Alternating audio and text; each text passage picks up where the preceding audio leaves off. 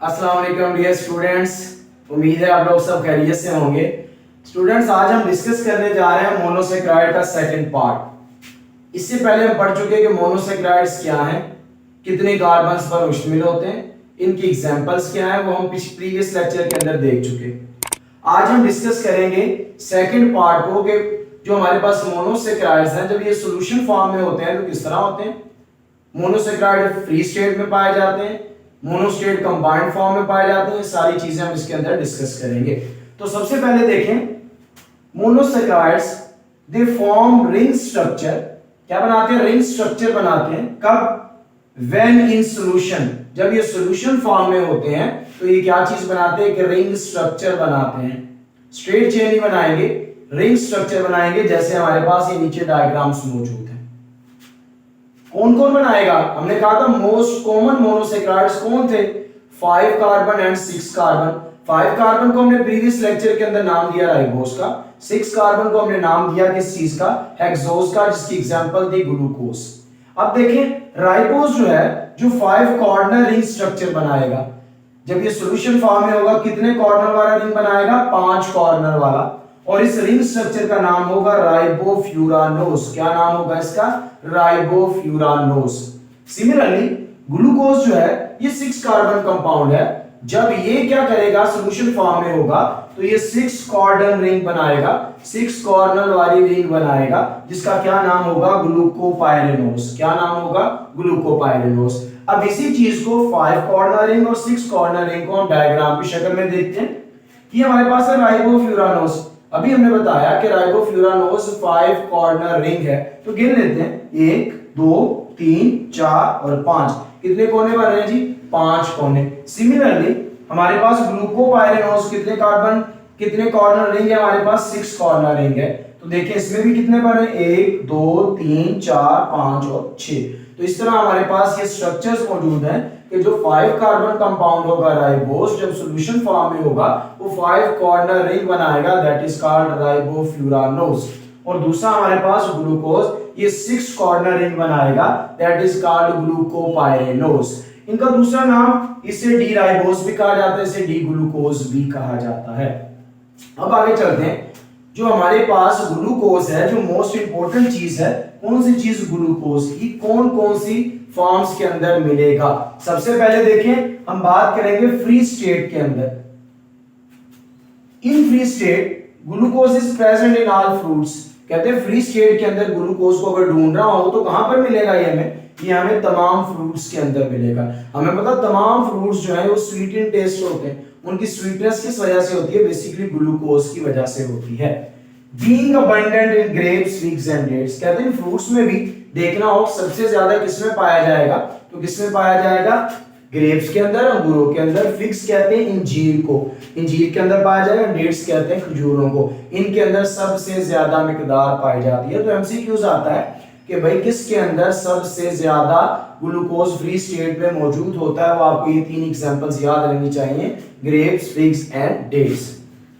Our blood normally contain 0.08% glucose. हमारे blood के अंदर कितने परसेंट ग्लूकोज मौजूद है? 0.08% हमारे पास हमारे ब्लड के अंदर ग्लूकोज का लेवल मौजूद है। तो ये इसके बारे में, फ्री स्टेट के बारे में, कि ग्लूकोज फ्री स्टेट के अंदर कहां कहां पाया जाता है। वो ब्लड के अंदर पाया जाता है, वो फ्रूट्स के अंदर पाया जाता है। और मोस्ट अबंडेंटली किस फ्रूट्स के अंदर पाया जाता है? ग्रेप्स, फिग्स एंड डेट्स के अंदर। अब हम देखते हैं कंबाइंड फॉर्म में, कि मतलब किसी के साथ जुड़ के बैठे। तो देखिए कंबाइंड फॉर्म के अंदर it is found in disaccharides. ये किन के अंदर पाया जाता है? डाइसेक्राइड्स। डाइसेक्राइड्स क्या होते हैं? डाई का मतलब 2, सेक्राइड का मतलब शुगर्स। 2 शुगर्स मिलके बैठेंगी तो हम इसे क्या नाम देंगे? डाइसेक्राइड का नाम देंगे। तो कहते हैं कंबाइंड फॉर्म में डाइसेक्राइड्स में। एंड पॉलीसेक्राइड्स, पोली का मतलब मैनी, सेक्राइड का मतलब शुगर्स। जब बहुत सारी शुगर्स आपस में लिंक हो जाती हैं किस बॉन्ड के थ्रू? ग्लाइकोसिडिक बॉन्ड के थ्रू, तो ऑटोमेटिकली हमारे पास क्या चीज वजूद में आएगी? पॉलीसेक्राइड्स। तो कहते हैं कंबाइंड फॉर्म के अंदर ये डाइसेक्राइड में भी पाया जाता है और पॉलीसेक्राइड में भी पाया जाता है। फिर पॉलीसेक्राइड की एग्जांपल्स क्या हैं?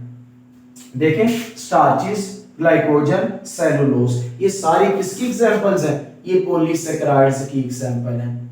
अब जब इनकी हाइड्रोलिसिस होगी, हाइड्रोलिसिस हम पहले भी पढ़ चुके, the breakdown of complex substances into simpler one, किसकी मदद से, in the presence of water, water की मौजूदगी में कॉम्प्लेक्स सब्सटेंसेस का टूट जाना किसके अंदर, सिंपलर सब्सटेंसेस के अंदर, दैट इज कॉल्ड हाइड्रोलिसिस। अब हम बात करने जा रहे हैं कि जब ये कॉम्प्लेक्स सब्सटेंसेस टूटेंगे तो इनसे क्या मिलेगा, ग्लूकोज मॉलिक्यूल ही मिलेंगे। बिल्कुल ऐसे ही जैसे हमारी बॉडी किस पर मुश्तमिल है, सेल्स पर, तो बॉडी को अगर तोड़ना शुरू कर दे तो क्या निकलेंगे, सेल्स ही। सिमिलरली अगर हम दीवार देखना चाहें, दीवार किससे बनी, ईंटों से, और अगर दीवार को तोड़ेंगे तो अंदर से क्या निकलेगा, ईंटें ही निकलेंगी। सेम यहाँ पर बताया गया कि जब पॉलीसैकेराइड्स हैं, इनकी ब्रेकडाउन होती है, इनकी हाइड्रोलिसिस होती है, इट यील्ड्स ग्लूकोज मॉलिक्यूल्स। फिर कहते हैं glucose naturally produced by the process of photosynthesis, और फोटोसिंथेसिस कहां पे होती है, प्लांट्स के अंदर। तो बेसिकली नेचुरली तौर पर ग्लूकोज प्लांट्स के अंदर पैदा होता है, किसकी मदद से, by the process of photosynthesis. Photosynthesis का प्रोसेस, इसकी इक्वेशन हमारे सामने है। हमें पता carbon dioxide water, carbon dioxide air से लेंगे प्लांट, पानी सॉइल से लेंगे, लाइट की मौजूदगी में क्लोरोफिल के अंदर क्या चीज होगी, ग्लूकोज हमारे पास बनेगा, क्या बनेगा, ग्लूकोज, और ऑक्सीजन, और हमारे पास वाटर रिलीज होगा। तो हमारा कंसर्न किसके साथ है, बेसिकली हमारा कंसर्न है इस ग्लूकोज के साथ। तो कहते हैं जो नेचुरली ग्लूकोज है that is produced in plant by the process of photosynthesis. अब भाई एक चीज हमने देखी, यहां पर लाइट का इस्तेमाल हुआ। लाइट क्या है, it is a form of energy. तो हम ये बात कह सकते हैं कि energy is used in this process, कि इस प्रोसेस के अंदर एनर्जी का इस्तेमाल होता है, which is provided by sunlight। ये एनर्जी कौन प्रोवाइड कर रहा है, बेसिकली सनलाइट प्रोवाइड कर रही है।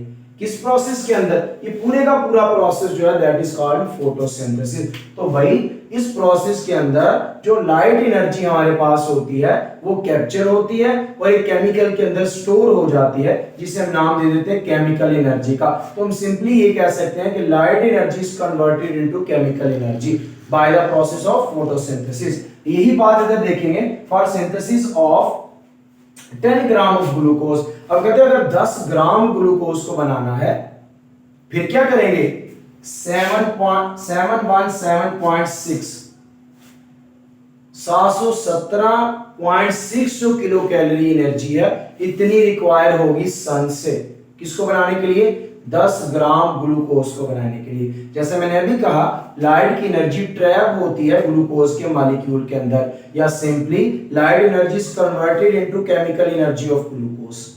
तो कितनी एनर्जी चाहिए, कहते हैं अगर 10 ग्राम ग्लूकोज बनाना है तो भाई 717.6 किलो कैलोरी एनर्जी जो है वो स्टोर होना पड़ेगी, फिर जाके हमारे पास 10 ग्राम ग्लूकोज बनेगा।